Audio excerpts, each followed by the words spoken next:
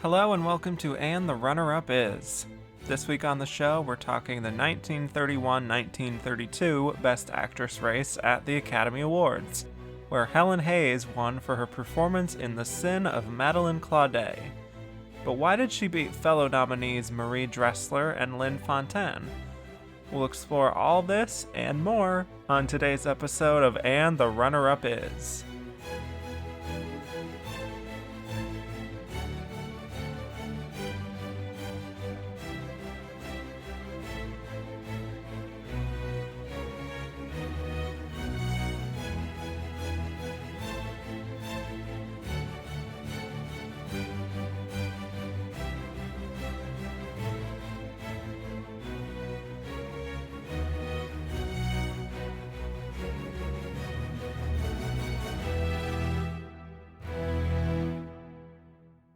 Hello, and welcome back to And the Runner-Up Is. I'm your host, Kevin Jacobson, here to talk about the fifth year of Best Actress at the Oscars, which comprised the years 1931 and 1932. We will be discussing why Helen Hayes won, why the losers lost, and who we think was the runner-up of this Best Actress race. And my guest today has been heard on an episode of the Best Picture series when we talked about 1943 and the Song of Bernadette. It was also the year that Casablanca won. She is a columnist for Classic Movie Hub and co-host of the Ticklish Business podcast.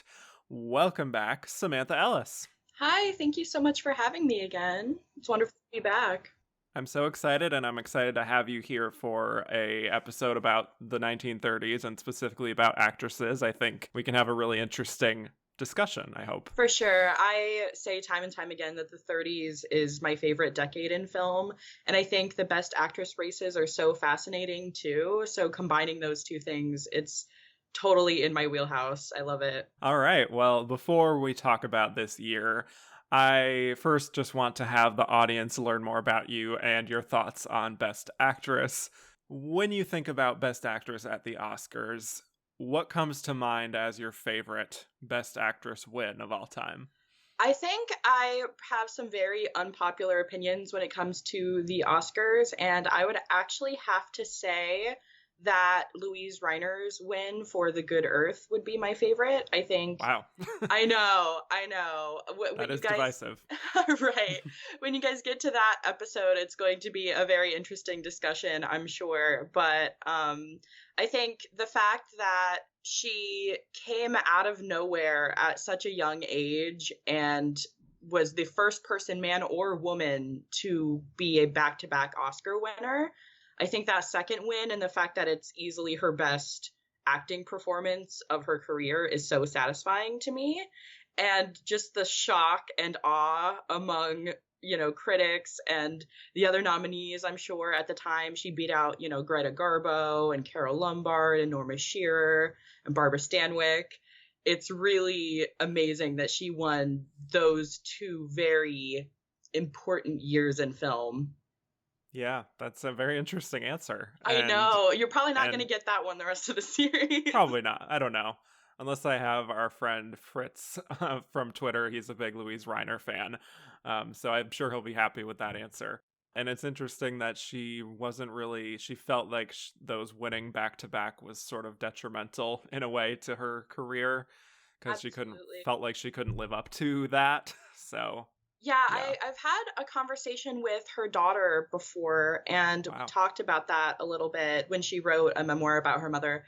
And she agreed with me. Basically, Louise, being European, she was sort of introduced as the alternate Garbo in a way in the 30s. Yeah. And I think like Garbo, she was very devoted to her craft rather than the accolades and the attention that she was getting as a star.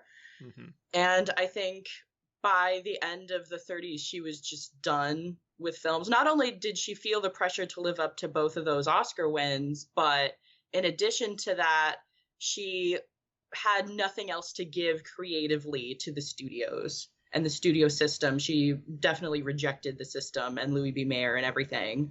So, but the fact that it was just like a burning candle, she just came in, blazed a trail and left in just a few years, and I think that's really amazing. And it's not talked about enough. I love a good underdog story, and I think that's another reason why I love that one so much. Well, in that kind of spirit, we will be talking about one of these nominated actresses today who also came in and very quickly left soon after, which we will get to a little later on. So, my other question for you is, what's your most heartbreaking loss in Best Actress? Just one of those years you look back on and you wonder, how did this person lose this Oscar? I have a couple, and this is very ironic because they occurred during the same years that Louise Reiner won. Oh, okay. I think she took some Oscars from some very deserving people, and I think everybody can agree on that. As much as I adore the fact that she won both of those years, I will always be upset looking back that Cara Lombard didn't win for My Man Godfrey. Mm-hmm. The fact that she never won an Oscar, and I think that's definitely her most deserving performance. I think that one is definitely very heartbreaking. And then my other one, just to throw another one in real quick, is Norma Shearer for Marie Antoinette. I would have loved to see her win. Of course, she won so famously for The Divorcee, right. But I think that performance in Marie Antoinette in particular is so incredible and so varied in terms of emotion. I think she was just amazing. I'm a big Norma Shearer fan, so I have to give my other mention to her. Very good. All right. Well, let's just get right to it. The 5th Academy Awards. We are talking about the fewest number of performances yet. The Academy decided to only nominate 3 performances in the acting categories. I wish I knew why. I couldn't really find anything on what the rationale was for limiting the number of nominees. But the nominees were Marie Dressler for Emma, Lynn Fontanne for The Guardsman, and Helen Hayes for The Sin of Madelon Claudet, with the Oscar winner being Helen Hayes. So, Samantha, what kind of observations did you have about these 3 performances and actresses just taken collectively? I think each performance, it makes sense for me that they're each nominated given their specific circumstances and factoring in the films and the point in history that they're in. But we talked a little bit before recording. I think as a whole, I would probably scrap more or less this whole list. Yeah. It definitely doesn't reflect the films that have and the performances that have a lasting cultural impact today. And I don't think you could really ask even a lot of Oscar fans, if you ask them about these performances, they'd probably say who, what. They're all good in their own right, and I definitely understand at the time why they were each nominated. But other than maybe Helen Hayes, who I do think out of the 3 is very deserving of her Oscar, I would not have nominated any of them if I were in the Academy. Yeah. What I really see with this lineup is a real emphasis on the thespians of their craft sort of thing. We don't have the glamorous movie stars that we usually see in this category at this time. It's all women who just have these kind of extensive backgrounds in theater, which is the most respected form of acting at this time, much more than films. And I think you see in these 3 performances that these are women who really knew what they were doing, who were very in control of their careers and their abilities as performers. And I think they also knew how to channel those performances and their abilities on film and not necessarily play it too much like it's a filmed play, even though all these projects are very theatrical by nature. And I found myself positive on the full lineup here. I don't think that there's a weak person in this lineup, but I do sort of agree that even if they had expanded it to 5, I think it could have been a really more dynamic and interesting lineup. We could have gotten different kinds of performances here, maybe something more comedic or lighthearted or just something with variation. I mean, The Guardsman kind of has its comedy moments, but I would have been interested to see what other performances would have been nominated if this were a field of 5 as usual. Perhaps we'll get to that later on.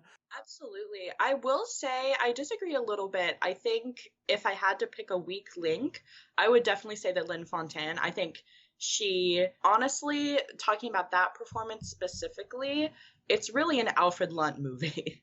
Yes, that's very true. She definitely takes a back seat, and I just don't find her specific performance in it all that remarkable.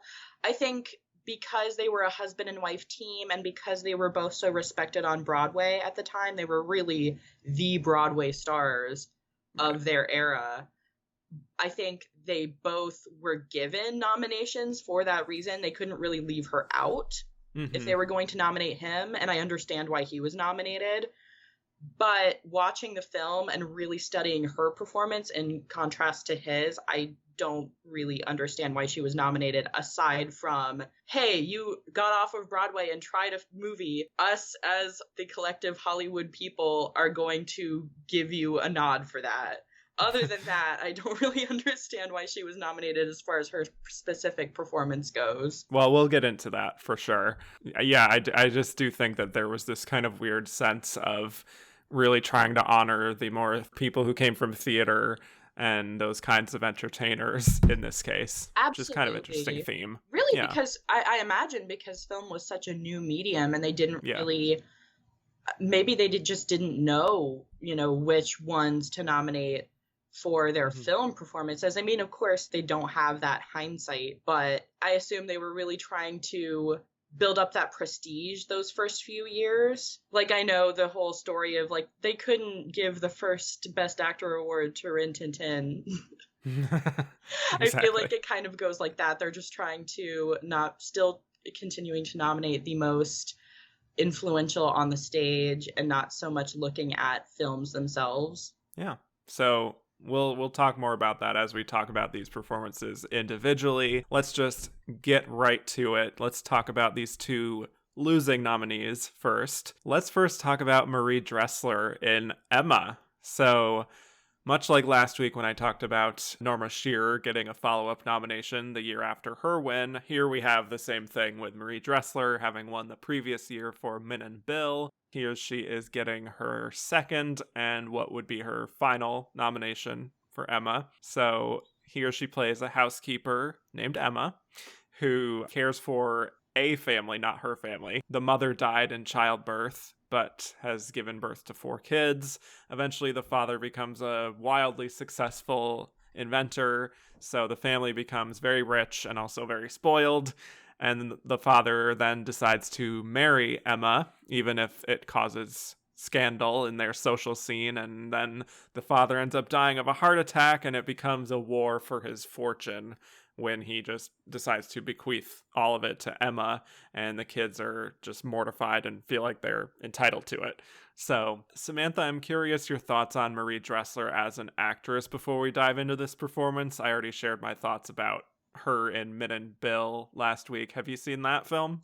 I actually haven't seen that one yet. I would say my entire background when it comes to Marie Dressler would be Dinner at 8. Yes. Which, of course, I adore that film. It's hard not to. And I think her performance in that is it really sparkles. She has all of the best lines, aside from maybe Jean Harlow. And she's so witty. And I think that she's very frank. Yeah. And she has a lot of strong will and determination in all of her films. And I think that definitely translates. She maybe doesn't have that sparkling humor and wit in this quite as much because of the role, but I do think it's definitely very memorable and it's very in tune with her other performances. Yeah. Well, here's what I find so fascinating about doing this show for me and looking at these years and the specific performances, which is I gave Marie Dressler the win for Min and Bill last week. I agreed with the Academy on that.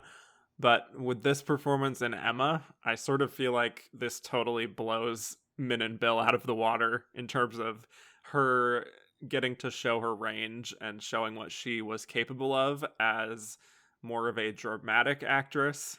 She had this huge background in comedy beforehand, and some of that is here. We have a few kind of randomly put in broad comedic scenes, maybe just to sort of appeal to the audience who are expecting that from a Marie Dressler performance. But I think she's really, really good in this mode. It's like she really gets to blend that strength and the vulnerability in more of a equal way here, and she really provides just so much empathy, I think, to this role. You know, she still has some of that tough exterior, kind of like you were saying, which is her specialty, but she also gets to be really warm and maternal. I feel like her voice is softer than we usually see her. Just her delivery, it has the elements of the tough love kind of thing, but she just cares so much for these children, even if they turn into just absolute monsters. Absolutely. I think her chemistry with the actor who plays Ronnie is the most telling.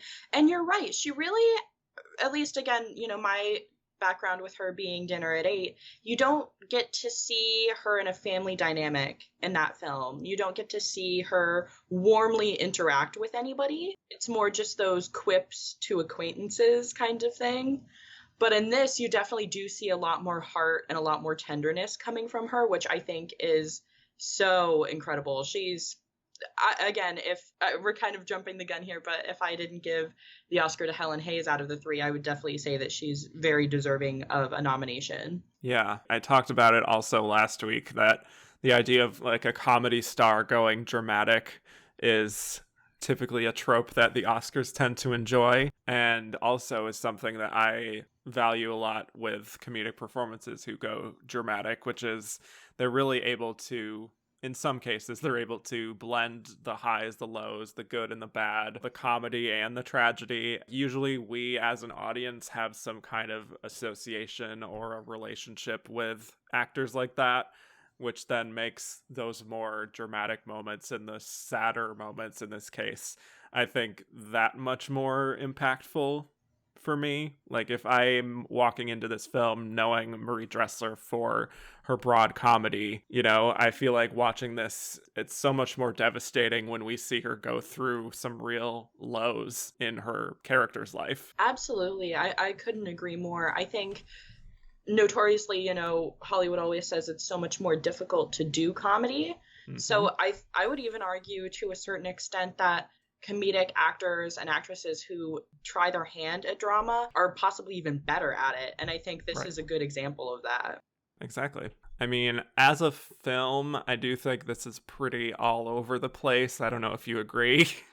I could definitely see that. Just a lot of different tones. Yeah, absolutely. I think it's a little bit choppy, and I do have a personal grudge against films that have too many characters.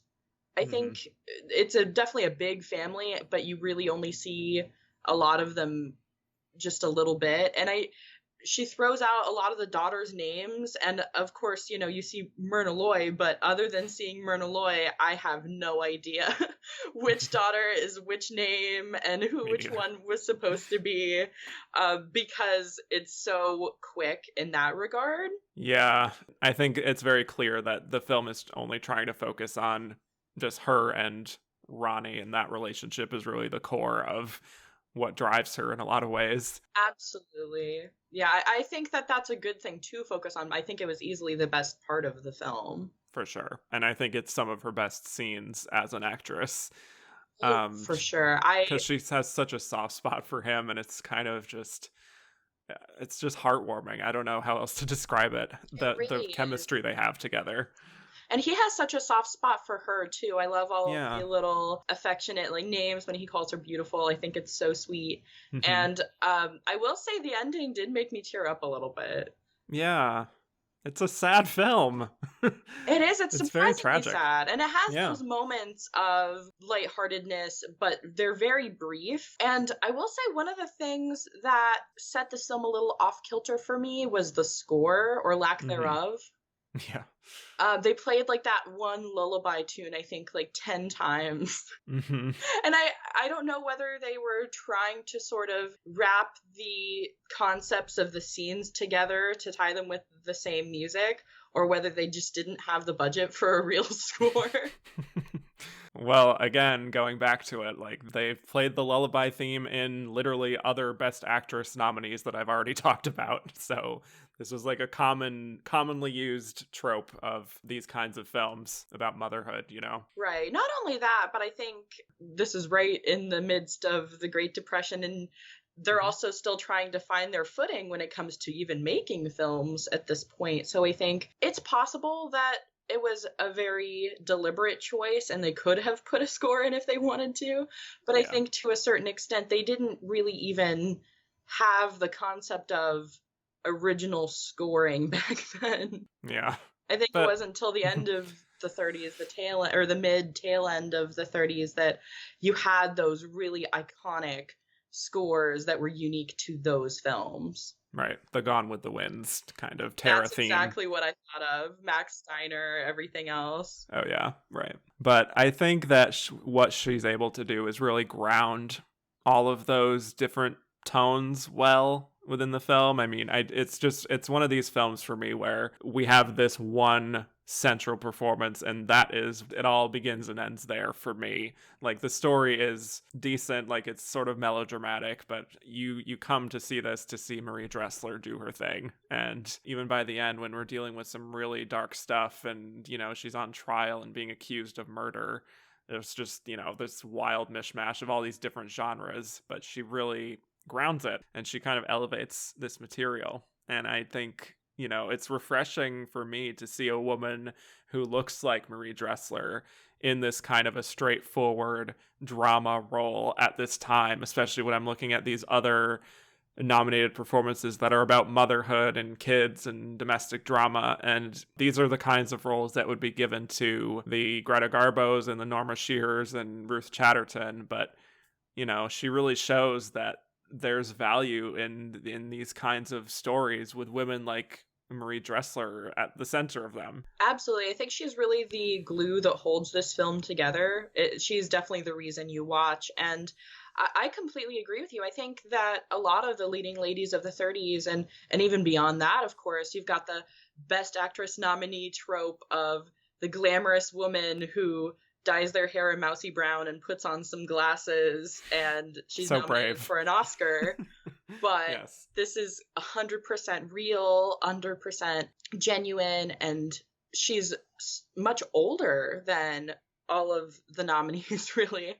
Mm-hmm. And I think that that's something that definitely deserves attention. And I look at like the history of the Oscar dresses, and the Oscars have such a history of being of honoring the most glamorous women of the time, and she is so outside of that norm, and I think it's so special. Yeah, it's a shame to me that she feels like more of an anomaly in the grand scheme of things, as far as, really juicy lead roles for women over 60 who are not like the skinny model types who look and act like Marie Dressler. It's so limited. You would think that because of how successful she was one of the top box office draws of her day, that Hollywood would understand that there's a market for women who look like Marie Dressler, in these leading roles. But I don't know how much it really affected things down the line.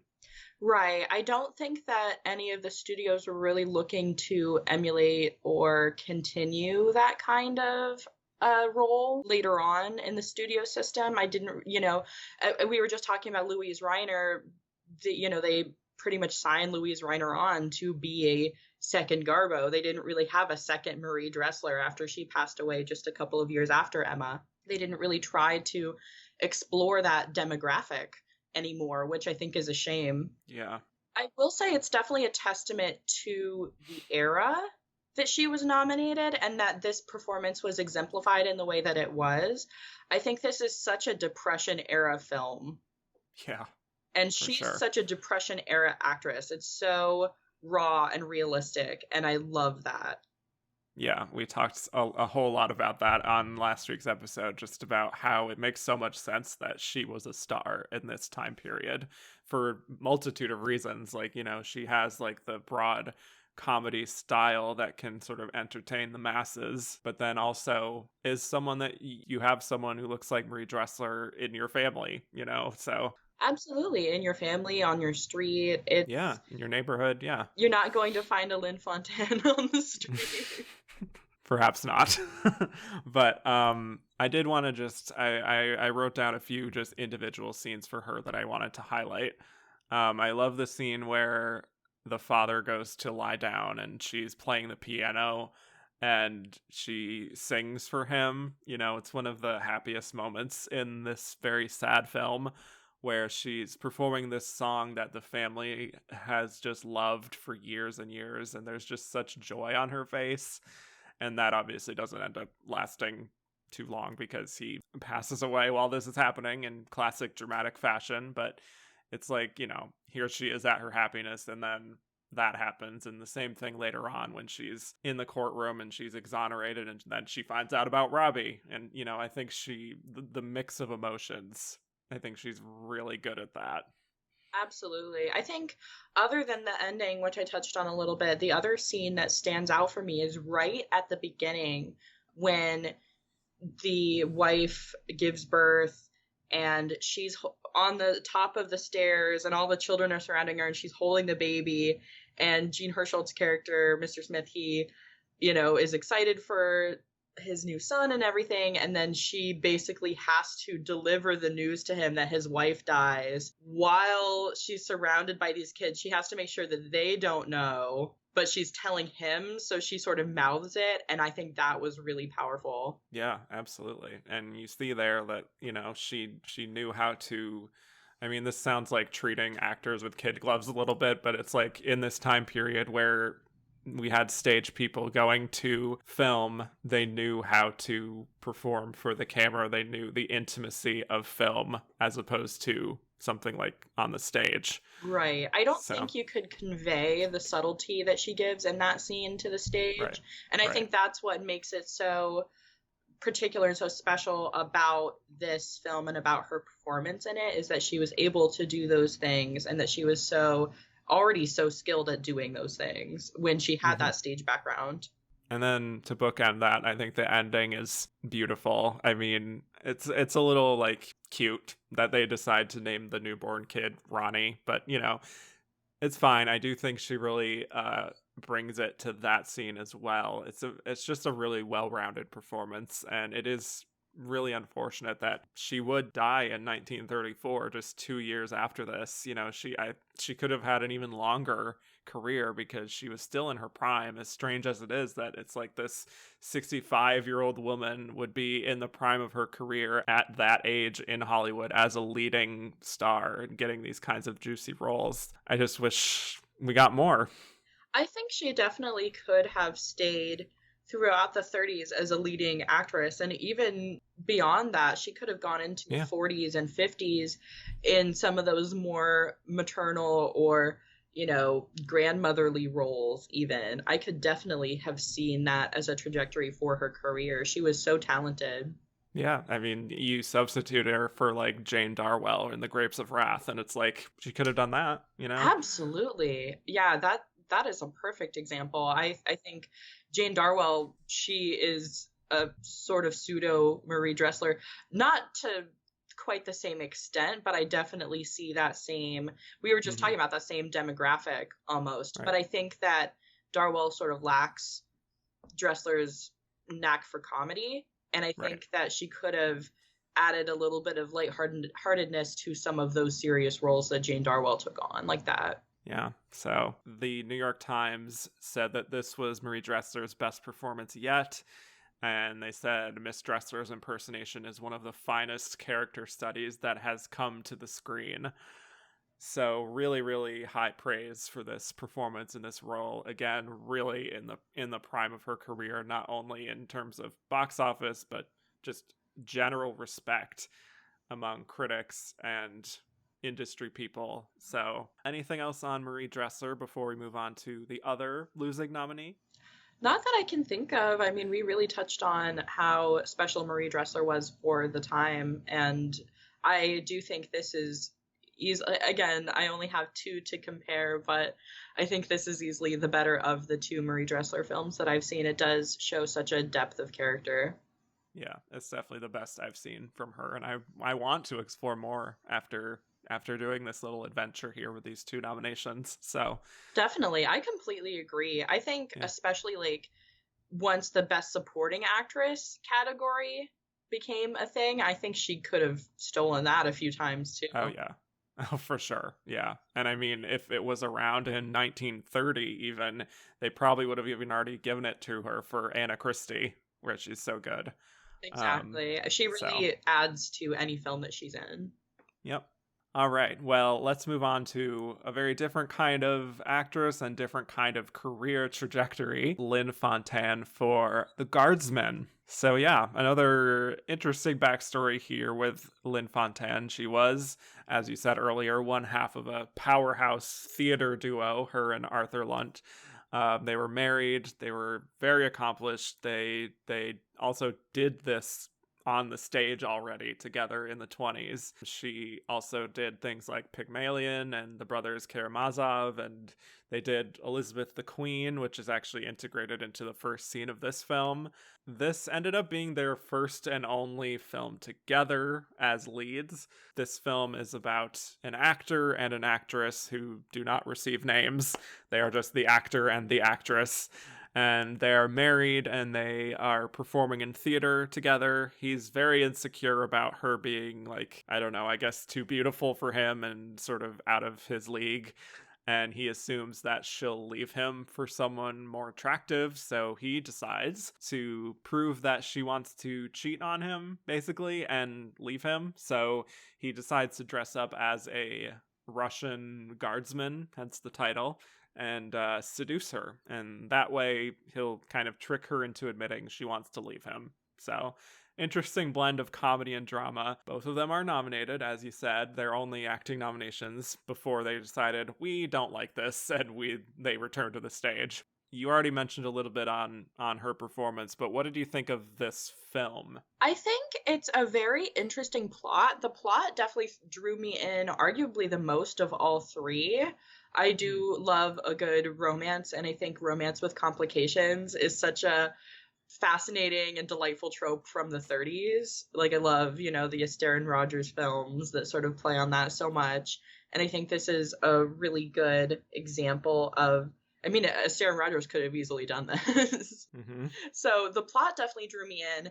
And I was also really interested in both of them because I had heard so much about them on the stage. I wasn't even aware before watching this that they had even made any movies. So I think it's so great that we even have a film of theirs to see, because you think of so many famous stage stars that we don't have any. Like, you always think, or at least I do when I read about Sarah Bernhardt, oh, I would have loved to see a movie of hers. And it really speaks to film as a medium, that we have performances that live on, and the fact that any stars from back then were so well known and so famous and so renowned, and we don't have anything of theirs to watch now is really amazing. But it's cool that we have this one. Yeah, we have the one. The one. Right. Yeah, but I mean, I really enjoy the two of them together. I do think they have a very natural chemistry that I imagine you can only really have with the person that you're in love with and married to. There's just a real ease to their interactions together that I enjoy. I think they're both pretty charming. The plot is kind of silly. I think the appeal of the film is for me just watching them bounce off each other and, seeing whether she picks up on the ruse and seeing what he can get away with and waiting for all of it to unravel and, wondering if she would figure it out. I had a sense that she knew from about like midway point onward. It's strange to say for these actors that I hadn't seen before, but I almost got the sense that even from watching them that, she wouldn't have agreed to this. It would have been an interesting plot if this was just, oh, here's this guy who's totally snowing his wife and she had no idea the whole time. Like, obviously it's going to have the sort of flipping it on its head sort of thing. So then when she reveals the truth that she did know, I mean, it makes sense. For me, it's kind of predictable in that respect, but I don't know if the general audience would feel the same way. I really don't know either. I think that's an interesting question. I would say for me, the longer the film went on, the more I said to myself, there's no way she can't know. Right. The whole guardsman, that whole characterization with the beard and the costume and the thick accent, it's like, and the fact, of course, they're never in the same room at the same time or anything like that. it's just way too obvious. For me, if I were in her shoes, I would have known right off the bat. Exactly. I would have just thought it was hilarious, as she does sort of towards the end. And so for that, I was really focused on her performance. I was really trying to study her facial features and see, how well she's letting on that she knows. Because to me, it wasn't even a question of whether she knew or not. It's just whether I, as an audience member, can tell that she knows or not. It's kind of an odd performance to me, like in those moments where like she's kind of singing absent-mindedly in her house but isn't really showing a whole lot of emotion. She has kind of a theatricality in the way she kind of flutters around, or she's like lying on the couch, and it's sort of this odd blend where she feels really comfortable in this role and natural, but then there's also something a little bit detached. I think the performance really crystallizes by the end of the film more so than most of the beginning or middle, where she is the background to her husband. I would definitely agree. I think the ending is all her, but I think for the most part before that, she definitely takes a backseat and arguably just plays the straight man to Alfred Lunt. Right, so it's kind of tricky to even talk about what exactly she's doing outside of whether or not she's tipping her hand to the audience that she knows, or tipping the hand to her husband that she knows. Like, that's mostly all she's asked to do. Exactly. And I think a lot of it, you really have to study her face and her facial features. She doesn't even have a whole lot of lines, really. Yeah. In the first and second act, you could say. But I definitely think, again, it's sort of that yin and yang. If you nominate one, you have to nominate the other. I will say, again, I don't know a whole lot about their stage performances. And of course, we haven't seen them. But it definitely doesn't seem like the kind of part that they would play on stage. I think a lot of their other, stage roles and plays that they did were like period pieces, very lofty things. And this does seem a little silly in comparison. Yeah. So I feel like they're definitely stepping outside of their comfort zone for this. Yeah. I just don't know how much I'm projecting my own sort of feelings on what she's sort of thinking throughout the film, or if it's not really as complicated as what I'm thinking is happening. That's such an interesting point, because again, she has so few lines during this whole time. We're left to wonder whether she knows or not. I think that's really the whole point of the film for me. And yeah, it's definitely left to our imagination a lot. And we're kind of like, again, for me, I was just looking for those subtleties in her performance to tell us rather than her telling us, directly. Yeah. And that's very unusual, I would say, especially, in film, because with stage you have like the aside. Right. It's not really something you have in a film. I feel like, I mean, you said, I actually didn't know that they did this on stage. But I feel like on stage it would be even more obvious. Yeah. And her bit part like the winking to the audience. Exactly. And her part might have been played up a little more. I do think the attention is definitely on her husband in the film version. Yeah, for sure. I think she's pretty dialed into, most of her scenes, and she's really, like you, I was really trying to focus intently on what she was doing more so than him. And she's like locked in, I think, to everything, and just really very silently observing her husband with some intentness, and sort of playing along with everything that he says. That maybe it isn't like a nomination worthy performance in general compared to the other two here, but I do think it shows some layers that she is, number one, just able to, snow her husband, but then also have some ambiguity to the audience, to some audience members, maybe more so than us, perhaps. That, does she know? Doesn't she? I don't know. Like, how is this gonna shake out here? Right. So. I think the whole question of whether she should have been nominated for this doesn't lie in, was it a good or bad performance? For me, it's just, was she given enough to do? And I think aside from the ending, I would say no. You almost wonder if this came out in modern days with how much category fraud there tends to be with especially women that maybe put her in supporting. Oh gosh, I can't imagine based on the kind of role that it is, but I definitely see what you're saying because it is such a small performance compared to the other two actresses in this race. It really is. It's a bit of an anomaly for so many reasons. Mm-hmm. Yeah, obviously not saying that I would have put her there, but I think a studio would be like, it feels more like the Alfred Lunt show, I guess. Exactly. I wouldn't put it above the studio for trying. Yeah, exactly.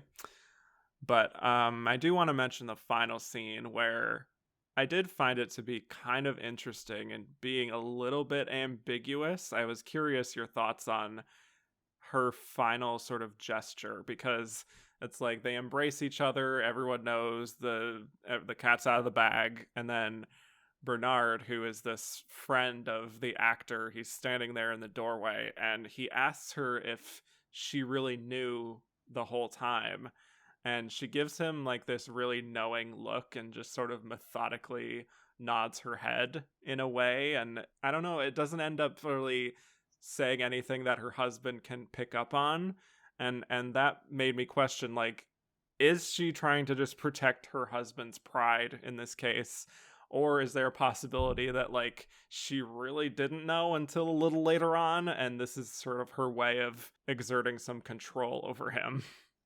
I think that is a really fascinating concept. At least, or am I overthinking it? I think from my perspective, I would disagree. I think a lot of the power in her performance is the power that she has over him the whole time in knowing. Mm-hmm. I think that really adds to her strength as a character, being able to see through him so quickly. So I think if you kind of twist it at the very end and add that aside of like, oh, maybe she didn't know, I feel like that would ruin her character for me a little bit. I won't lie. I agree. So I hope that that's not the case. It might be. I will say the version that I watched, it wasn't like super HD, so I didn't get to really see like every line of her face in that final scene. So it's possible if you really got to see all of the expression that maybe she was not quite as in on the joke, but I hope that that's not true. Yeah. These are just the things that I'm sort of overthinking when I'm watching films sometimes, but it's those I'm sure if this came out in modern day that there would be all the fan conspiracies of exactly when she knew. Yes, exactly. These big long explainer articles. Mm-hmm. But personally, if I'm looking at it realistically, if this actually happened, I think there's no way she couldn't have known right off the bat. I agree. But as far as in the context of the film goes, I would have to agree with what she said, and it seems like she really knew when he brought up that he liked his own cigarettes. Yes, which is a very funny line, I must say. Exactly. But realistically, he barely looks different and the whole thing, so... One other scene I wanted to just pinpoint for her is when they're at the theater and he's in his little guardsman getup and still trying to fool her, and she really takes charge of that situation. It's more towards the end of the film, and he's like trying to make her jealous, and she turns the tables on him by saying like, how dare you come into my life and do this and accuse me of this and that. And it's this, I feel like that's kind of a meta moment for her. It's very raw, but it also has this heightened element to it where it's like you almost wonder, is she playing a kind of role here? Like, is this her version of a big climactic monologue in one of her plays, I think if it were on stage, it would have been. I definitely agree with you. I actually had, as horrible as this sounds, I had forgotten about that until you just mentioned it. But I think her husband is such a ham this entire time that that's kind of her ham moment. Yeah. She gets to indulge. A little bit. Yeah, exactly.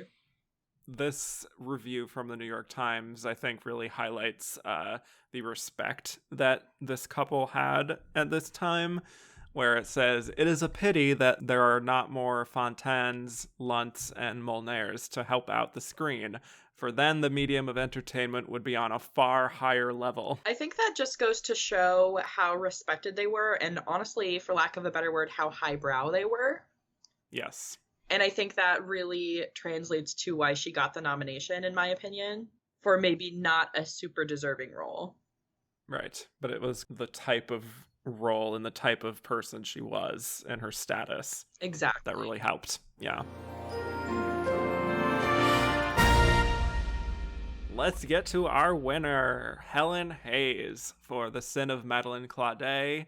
So, Helen Hayes, I read this. She's the first Best Actress winner born in the 1900s. She worked as a stage actress since she was a child, so she really grew up on acting. She dabbled a little bit in silent film, but she didn't really care for it, so she did a whole bunch of theater, and then the Great Depression hits, and theater becomes less popular, and so she goes to Hollywood, and then this is actually her first feature film role, which is really wild when you look at this performance and the kind of film it is. But she was marketed as, and I quote, "the great actress," to try and separate her from like the more glamorous stars of the day. You know, she was all about the work. So the film underwent a bunch of retakes, and she didn't even really like the film. She said she wanted to buy the film for the sole purpose of destroying it. Wow. Which is intense. But let's talk about the film.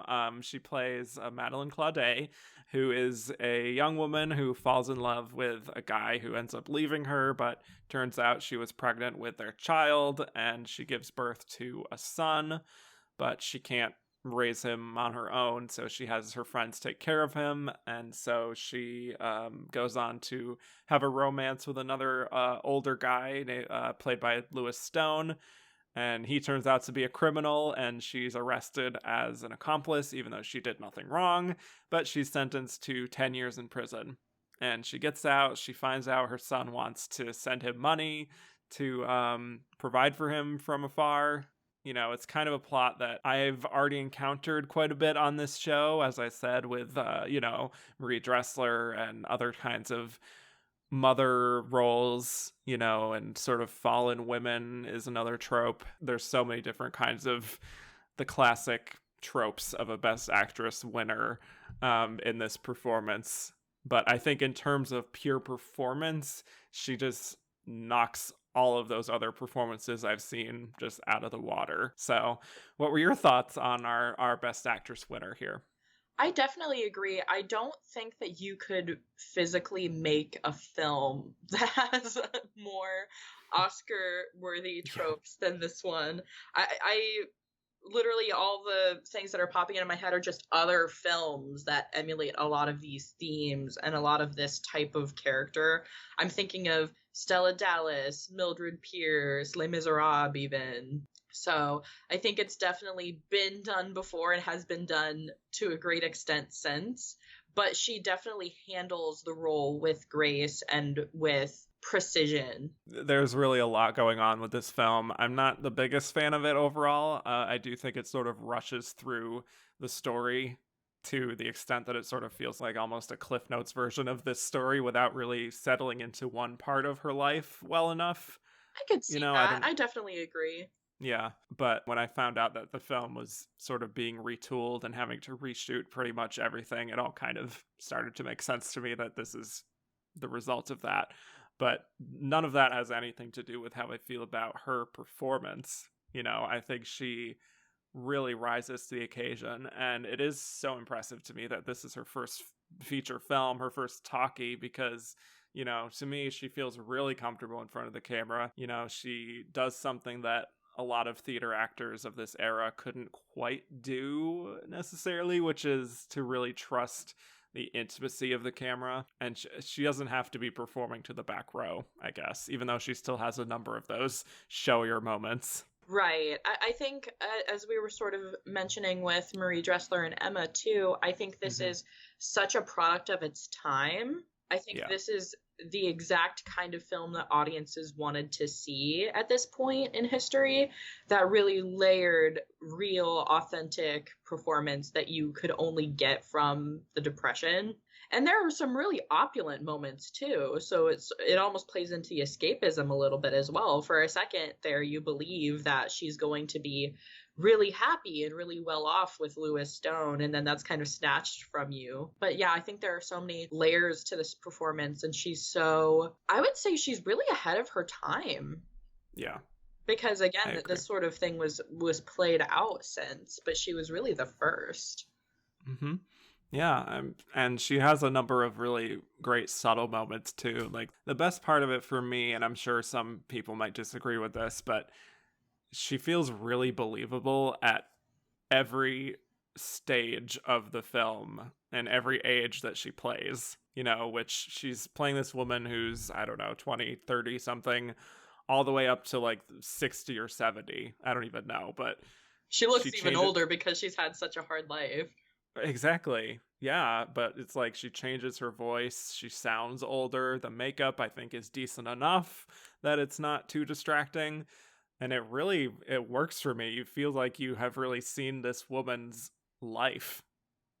Absolutely. I think arguably her more convincing and more subtle and tender scenes are towards the end for me. Right. When she's older. I love the scenes of her with her son in his office. Mm-hmm. I think those are some of my favorites. When you see all of the emotion in her face, seeing what kind of a man he's become and not being able to tell him the truth about who she is. Yeah, it's really effective. Absolutely. I definitely understand why the Academy would want to honor her. For sure. I mean, we get into some different shadings too when she's really having to lean into, prostitution when she's older and very much the fallen woman. I don't know if it's like as natural in those kinds of scenes, what she's doing in those moments, but otherwise, she has so many different emotions that she's required to express, and she makes it work. Like, even if you as a viewer may want her to tell her son who she is, you understand why she doesn't, because you see her. I feel like you just see her doing the mental calculations in her mind, and we see it in her gestures, how she looks at her son, that she wants to tell him so desperately, but she knows deep down that it's best if she just doesn't really burden him with it, which is really a heartbreaking emotion. Absolutely. And you're talking about the believability. I do think to a certain extent, I mean, going into like the whole prostitution part of it, you see how much harder and harder of a time she has making money the older she gets. And I think towards the end, and it's sort of realistic in the sense that towards the end, it's not believable at all that she would make any money doing that. So yeah, that's why true. She goes into, I don't even really know what it is because there's no modern day equivalent. Is it like an asylum? Yeah, I don't know either. It's just so weird because she basically has to sign off her being. It's strange. Mm-hmm. It's a strange part. But you really see the tragedy in all of it. I think probably the other most effective scene for me is the scene when she's at the opera with Alberti, I believe his name is, and she finds out that he's a criminal, and you see him sort of being torn from her, and then you hear the gunshot. Yeah, and she instantly knows what's happened. Mm-hmm. Right. It's again, it sort of leans into the ham a little bit. She overacts a tiny bit in that part, but you do see that full range of emotion, and she really gets to sort of play that up in that scene in particular, whereas in a lot of her other scenes, she's not as vocal. She's more subdued. Yeah. Every scene that she has with her son, it's so heartbreaking to watch it. Absolutely. Because he's so innocent and so oblivious. Yeah, and I think I think it's two actors that we see playing that character over time. I don't know if it's like 3 or 4. I don't remember, but however many there are very effective in playing that innocence well, and just the way she looks on her face, those pleading eyes.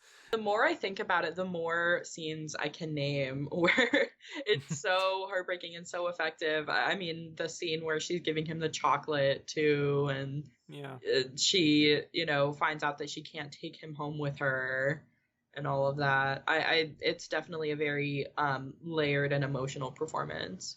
What did you think? This isn't really having to do with her performance, but I was just curious. What did you think of the sort of structure of the film, where we see a little bit in the beginning of going to the future, and then by the end it's bookended with this revelation about who these characters were that we didn't see for most of the film, and then it comes back around?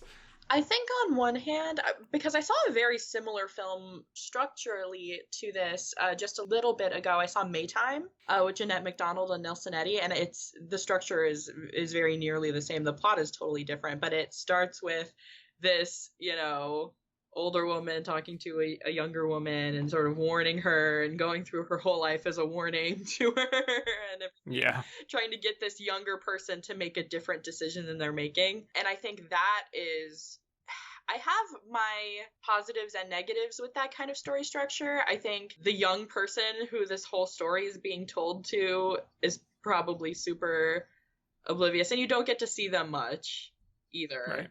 It almost seems pointless because you don't really get to know who the wife is or what she has actually been through being married to him. But of course, by the end, she's completely apologetic and everything. So I don't know how effective it would realistically be telling the whole story of her life. Because either way, the wife has been through some things and she wants to leave for a reason. I don't know. I would like to learn more about that. Exactly. But I think that's the biggest issue that I have with that story structure is we don't get to hear the whole story from her side. We just see that she wants to leave him, and then by the end it's a total 180. And that's really my general thoughts on the film itself, which is something I don't often say, but I sort of just wish this was longer by like 20 or 30 minutes.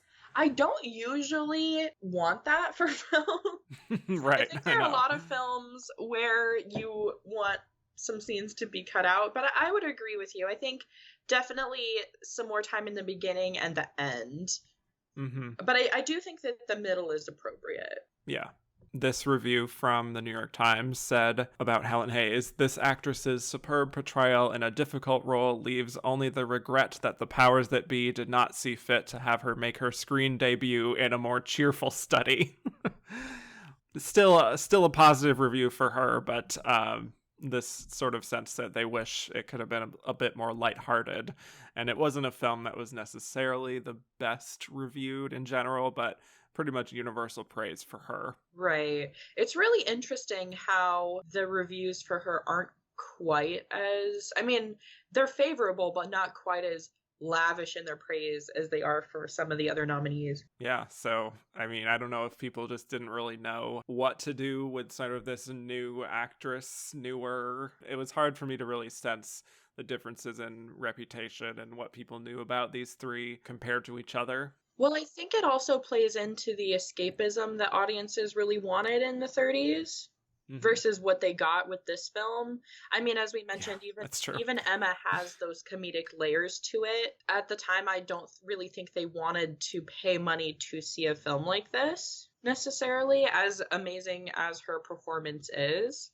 I think that is probably a lot of what we're seeing there. But I do think, objectively, if we're not counting the time in which it was made, I think objectively it is, of course, a fantastic performance. Of course. And if it were made at a different point, I'd say even if it were made in the 40s, I think it would probably be more well received as a film. Yeah.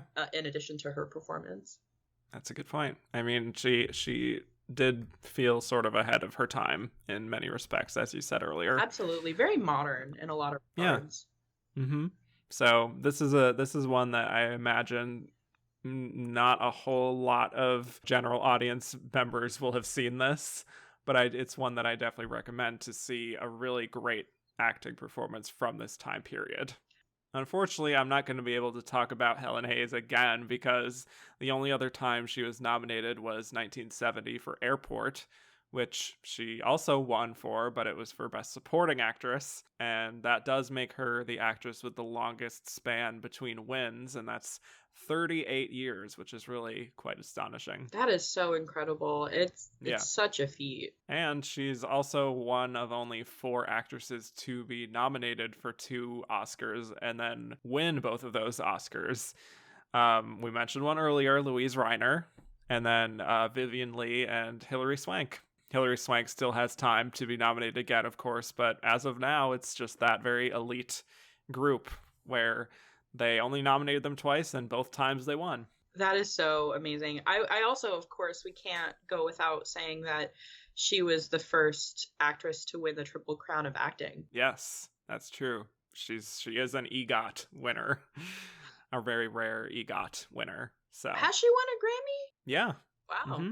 I mean, I also I'm so biased because she won the Triple Crown of acting the same year that Thomas Mitchell did.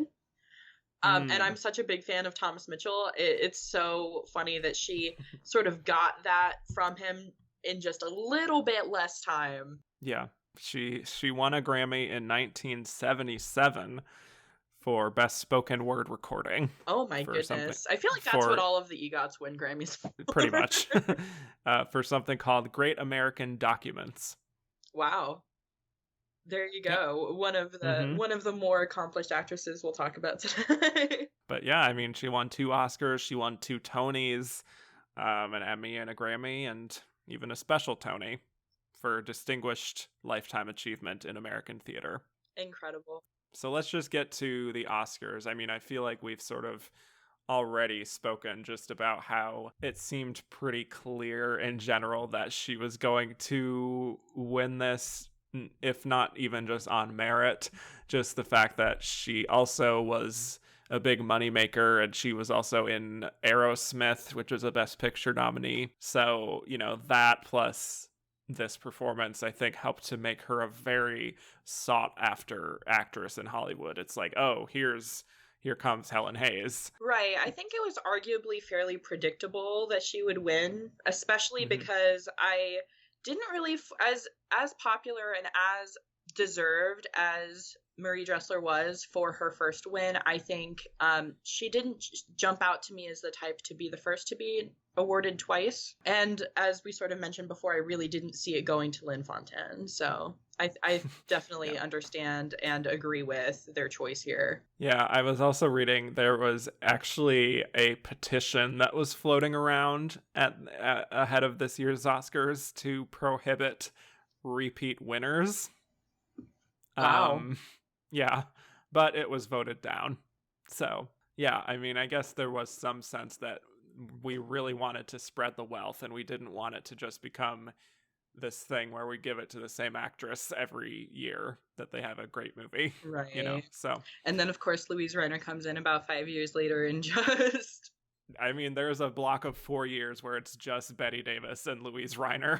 So perhaps that's part of why Marie Dressler wasn't able to repeat, is just there was this feeling that, do we want to do this? I think they were still, again, trying to gain their footing as an award ceremony and try to figure out exactly what they wanted to award, for what reasons, and of course who. Right. So I think they didn't really want to lead with that, because I feel like if you start right out the gate with awarding someone more than once, then I feel like it arguably would have happened more often. Oh yeah, I agree. As far as Lynn Fontanne, I mean, I couldn't really find too much here either. The only thing I really got a sense of was that there was some positive sentiment that the both of them were nominated together. This is from the Hollywood Citizen News. They said that the Guardsman getting the 2 acting nominations was proof of how the Oscars were not guided by prejudice. And the reason they say that is just because this was not a box office hit by any means, The Guardsman. And it was sort of the sense that, like, oh, they're not really factoring in the huge stars or the box office successes so much as just, here's a really good performance regardless of those other factors. So I'm also not as positive on this film, agreeing with you on that, or I mean, the performance compared to the other two. But I do think this is kind of an early sentiment that sometimes we see throughout the years of Oscars, of being like, oh, this performance didn't exactly, like, this film didn't light the box office on fire, but at least, critics went to bat for it and the industry paid attention. So I'm glad that this person was nominated. that sort of thing. And I think it's so important that precedent was set, because if it hadn't been for that and they hadn't done that when they did, then, you might have Betty Grable being nominated 10 years in a row because she was the biggest box office success. So yeah, it's definitely important. Let's just get to some Twitter questions that we got from our lovely fans. This is from Owen Daly. Is 3 nominees in the leading actress category the worst crime the Academy has ever committed against Oscar fans? Oh my gosh. Yeah, because this is the first of 3 years that this would happen. Yeah, I agree. I always love the Best Actress category, and I feel like 3 is very limited. And I'm glad that eventually it was standardized to 5. Absolutely. I mean, it's hard to really set a standard, but I do think less than 5 is a little ridiculous. And as we sort of mentioned before, there isn't enough variety. Yeah. I think they're all very similar performances. And I made a list of several films that had acting performances that were not included that I think arguably should have won. So the fact that we only had 3 nominees and so many were left off, I think is a crime. Yeah. Well, it's interesting because we had a few questions specifically about some of the performances that were on your list. So this was from Christoph N. Do you think Greta Garbo could/should have been there for Mata Hari? I haven't seen Mata Hari specifically, but I think that the lasting impact that it's left in the public consciousness, especially among Garbo fans, is undeniable. Personally, I'm not even a huge Garbo fan, I hate to admit, but I'm surprised that she wasn't nominated for this or Grand Hotel, which was also eligible. Yeah, it is. It feels almost personal that they overlooked her. I don't even know. But she was nominated for Camille. It's so strange. Yes. But yeah, I mean, Mata Hari was her most successful film. Grand Hotel wins Best Picture, and yet nothing. It makes no sense, especially with it's a weird hot and cold feeling with her, where she gets 2 nominations for Anna Christie and Romance in the same year in 1930, and then she goes on to get it for Camille, and then later on for Ninotchka, but nothing for this year. Yeah, it's very strange. I mean, I think it sort of plays into what we were talking about before, where maybe they didn't want to give too many nominations. Yeah. But to still have only 3 and have that happen is so strange. Yeah. This is from Gabe Guarin. Along similar lines, who do you think came closest to a nomination of the ladies from Grand Hotel? So I assume that's between Greta Garbo and Joan Crawford. Probably Greta in that case, agree. too. I would definitely agree. Yeah. I think her performance in Grand Hotel specifically is so iconic. And I think, talking about the list that we made out, I'm sure we won't get into all of it, but this year, as far as what was eligible, Joan Crawford could have easily gotten a nomination for Possessed, the 1931 version of Possessed. And I definitely would have nominated her for that over Grand Hotel. So out of the 2 for Grand Hotel, I would definitely give it to Garbo. Yep. With Joan, I mean, I don't know, it took them a little while to actually nominate her to begin with. Too long. Yeah. Too long. I think, as I mentioned before, I hadn't seen Possessed either, but my sister showed me clips of it, just to sort of solidify my own opinion on whether it's an Oscar-worthy performance, and I really think that it is. Especially such a feminist role being nominated, I think would have been incredible. This is from Andrew Carden. Hunch on why Marlene Dietrich missed the cut for Best Picture/Director nominee Shanghai Express. Great question. I almost wonder if that performance was seen as a little more of the same from what they had already nominated her for with Morocco. That would be my hunch. I think that's a fair point. I would agree with that. Yeah. But I don't know if, again, it seemed like the general theme is to sort of stay away from the more, glamorous stars of the time for whatever reason, so definitely. Maybe she was part of that. That seems to be such a trend of the early 30s and this particular year of nominees. Yeah, exactly. This is from Jackson DeStefano. Of what you've seen of her career, did Helen Hayes deserve any other nominations or wins outside of the 2 she got? I've only seen this one film, I think, of hers. Wow. Okay.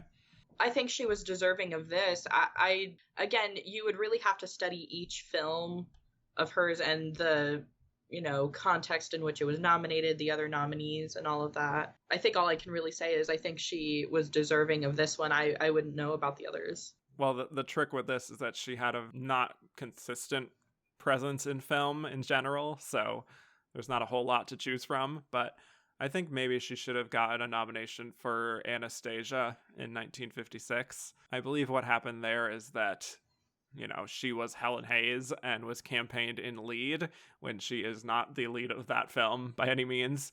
So she couldn't really compare to the actual lead performances of that year. So that is such a good point. I actually forgot that she was in that one. But she would have been very solid Best Supporting Actress material. Well, let's go to Ben Miller. If Fontanne/Lunt hadn't decided to forego Hollywood, would this be her first of many or a one-off? I think it really depends on the material. I think she's one of those actresses, if she had been given the right part, I could have easily seen her getting another nomination. But as we sort of discussed earlier, I'm not even 100% sure why she got this one. So if she got the right part, if she was in a really good, solid, dramatic performance, maybe even an adaptation of one of her and Lunt's stage plays that was more on the serious side that they were so well known for, I think I could have definitely seen her getting another nomination, but otherwise probably not. I mean, my take is that they nominated her for this, which is, a borderline lead supporting performance and also kind of a slight film and also wasn't really a box office hit, yet they were still nominated. She was still nominated, so I feel like if there was something more serious and dramatic, like you said, absolutely, like 1 or 2 more times, I think she could have gotten in. Last question. This is from Fritz and the Oscars. Who would you have wanted to see on the stage once? Lynn Fontanne or Helen Hayes? I think after seeing these 3 films, I would actually like to see Lynn Fontanne on stage. Just because I think I would really love to see the contrast between her film and her her stage acting. I think Helen Hayes might not have had as much of a difference. Yeah, and we have a lot very more of point. Helen Hayes' films to appreciate. Yeah, that's very true. I mean, I personally gravitate more to Helen Hayes as an actress, so like sort of by default I would say her, but honestly, all 3 of these women I think would have been interesting to watch on stage if I'm including Marie Dressler too. If you're giving me the choice between the 3, I think Marie Dressler would win without a doubt. I would have loved to see her young in a comedy on stage. I think that would have been so special. Yeah. Like, not to go third party here from Fritz's question, but like, if you're giving me the option of Lynn Fontanne or Helen Hayes, I'm picking Marie Dressler. We both did. Oh my goodness. Yeah. Just because she's such a fascinating person. Would have loved to see her in a comedy, like you said. And it's sort of that Betty White fascination where everyone wants to see how she looked when she was young. That's true. Because she's so famous for being older. I would have loved to see her in her... Because you can't even say prime, because we were just talking about how this was her prime. As far as film acting goes. But I would have loved to see her in her stage prime. Yeah, figure out how she sort of developed her stage presence. Exactly. All right, well, let's get to the final segment. We will give our verdict on who we think was the runner-up to Helen Hayes. I guess if we want to put our personal feelings aside, on Lynn Fontanne, maybe not comparing to Marie Dressler. I think probably still Marie Dressler was closer, even if there was that dumb little petition to not have repeat winners, just because she was a huge star. I mean, huge. And another thing I was reading is that like the Academy actually did their special screenings. This was like the first year they did this for Academy members at the Fox Criterion Theater. And apparently it didn't necessarily draw the biggest of crowds, but one of the most popular films that was screened there was Emma. So I just feel like all of the different factors are in her favor compared to Lynn. Absolutely. I definitely agree. Again, we touched on it before. I just don't think Lynn was given enough to do on screen. It's really more of her husband's film to much of an extent. And Emma is all Marie Dressler. It's all her performance. It's all her personality. And as you mentioned too, she was one of the biggest stars of her era. And the fact that we have a comedian taking on a dramatic role, I think, as you mentioned, all of that really is in her favor. I think it could have even been a close race. Well, I can actually talk about that because I was reading that BP Schulberg said after the Oscars that Helen Hayes received more votes than Marie Dressler and Lynn Fontanne combined. Wow. So it was a blowout for Helen. But I agree in sentiment, right, with what you're saying. That honestly makes sense. I can understand it, but if anyone had to be close, I would say it'd have to be Marie. Yes, I agree. And also, you know, to bring it back to what I said earlier, like I watched Min and Bill and I thought that was a great performance, but then when I watched Emma, I was like, wow, now this is like what she's really capable of. And I feel like there were possibly some Academy members who felt the same way. Right. This is one of those years for me. It's so startling that we only have 3 nominees when I could have easily made 10.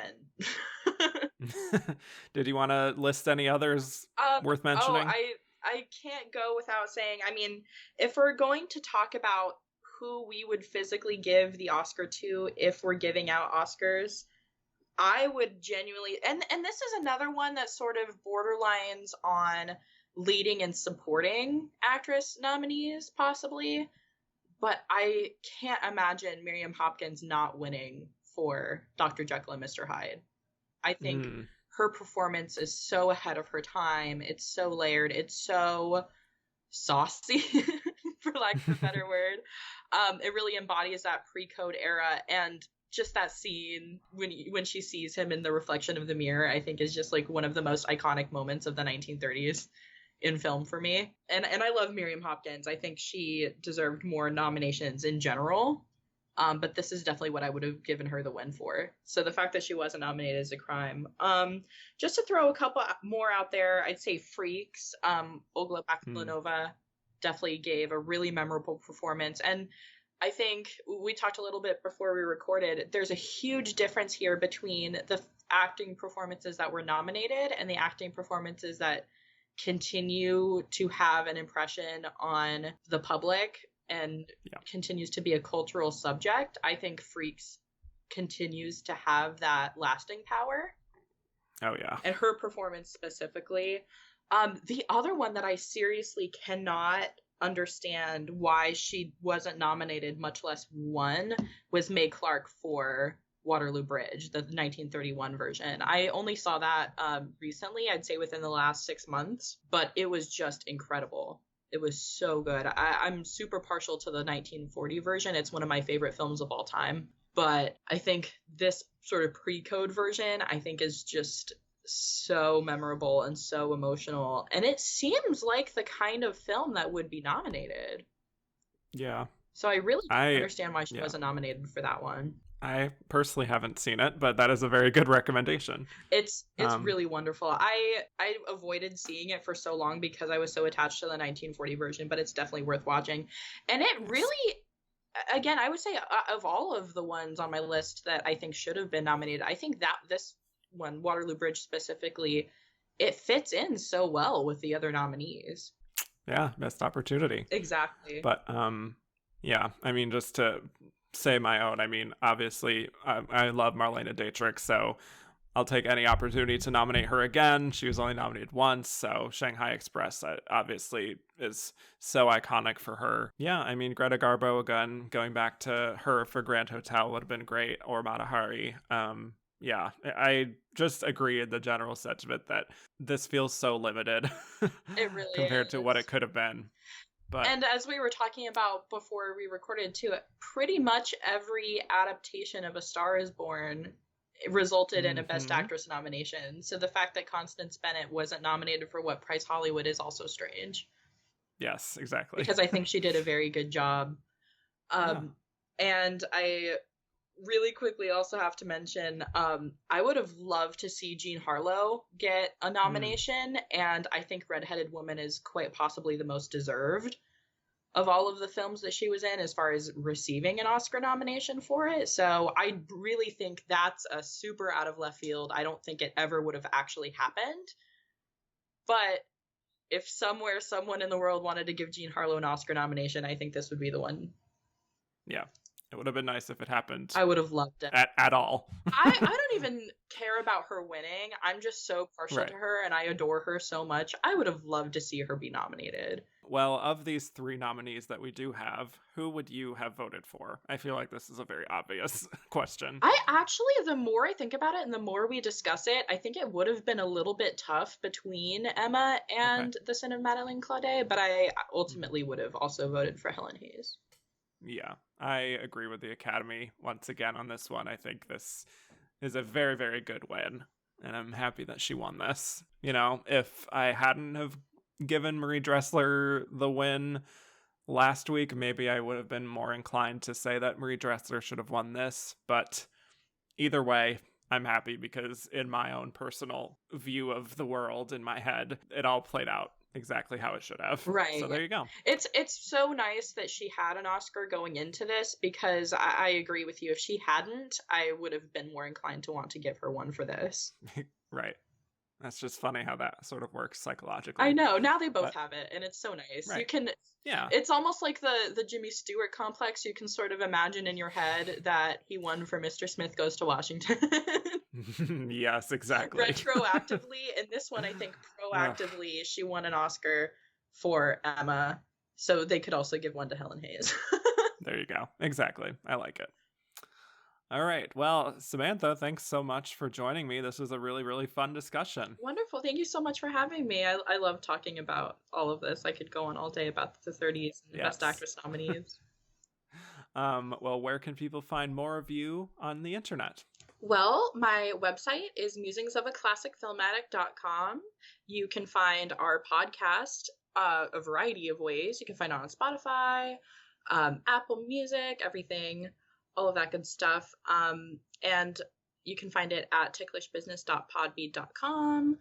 And you can find me on Twitter at ClassicFilmGeek. Very good. Well, thank you all for listening. You can find me on Twitter at Kevin_Jacobson, and the podcast is at Oscar Runner-Up on Twitter. I'm also on Instagram at AndTheRunnerUpIs. Rate, review, and subscribe if you haven't already. And if you liked what you heard and want to hear more, go to patreon.com/AndTheRunnerUpIs, where you can hear a whole bunch of bonus episodes for a small monthly fee. So next week, we will be talking about the Best Actress race of 1932 to 1933. It is the final year where multiple years are covered, I guess until this past Oscars, which was 2020 and 2021. But the nominees were Katharine Hepburn in Morning Glory, May Robson in Lady for a Day, and Diana Wynyard for Cavalcade. And the Oscar winner there was Katharine Hepburn for Morning Glory. So excited to be talking about Katharine Hepburn finally. So that's what to watch for next week. And with that, I will bid you all adieu.